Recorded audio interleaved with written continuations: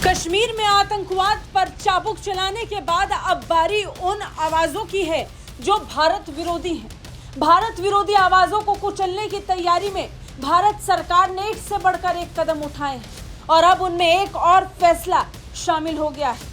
फैसला लिया गया है कि मुस्लिम लीग जम्मू कश्मीर के बाद अब सरकार तहरीक-ए-हुर्रियत पर प्रतिबंध लगाएगी। गृह मंत्री अमित शाह ने बताया है कि आतंकवादी गतिविधियों की वजह से इस संगठन पर यूएपीए के तहत बैन लगाया गया है। यूएपीए वो कानून जिसके तहत अब एक से बढ़कर एक देश विरोधी आवाजों को कुचलने की तैयारी में भारत सरकार ताबड़तोड़ एक्शन ले रही है।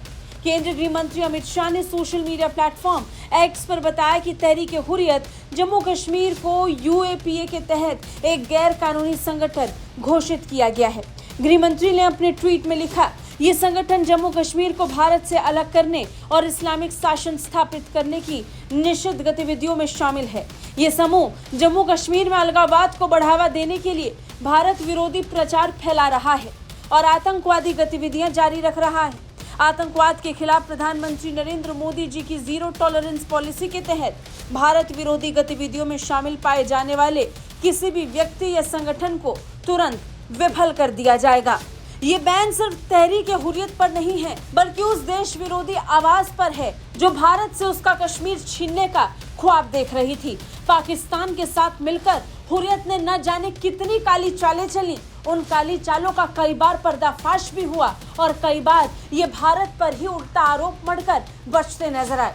लेकिन बार बार देश विरोधी आवाजों को उठाकर देश की जनता को बरगलाने का काम अब सरकार नहीं सहेगी। सरकार इसे एक सेकंड बर्दाश्त नहीं करेगी और इसी मुहिम के तहत जीरो टॉलरेंस की नीति को अपनाते हुए भारत सरकार ने संगठन पर बैन लगाने का फैसला किया है। सरकार ने पाया कि ये संगठन जम्मू कश्मीर में अलगाववाद को बढ़ावा देने के लिए काम कर रहा था। इसने भारत विरोधी प्रचार किया है। इसके साथ ही ये कई आतंकवादी गतिविधियों में भी शामिल पाया गया। इससे पहले 27 दिसंबर को गृह मंत्रालय ने मुस्लिम लीग जम्मू कश्मीर पर प्रतिबंध लगाया था। गृह मंत्री अमित शाह ने तब बताया था कि देश विरोधी गतिविधियों की वजह से इस संगठन पर यूएपीए के तहत 5 साल के लिए बैन लगाया गया। उन्होंने बताया कि संगठन और इसके सदस्य जम्मू कश्मीर में राष्ट्र विरोधी और अलगाववादी गतिविधियों में शामिल हैं और आतंकवादी गतिविधियों का समर्थन करते हैं।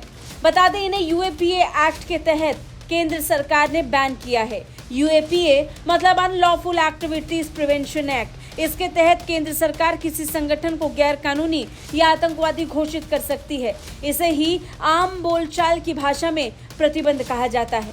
अगर किसी संगठन को गैर कानूनी या आतंकवादी घोषित कर दिया जाता है या फिर उस पर प्रतिबंध लगा दिया जाता है तो उसके सदस्यों का अपराधीकरण हो सकता है और उसकी संपत्ति भी जब्त हो सकती है।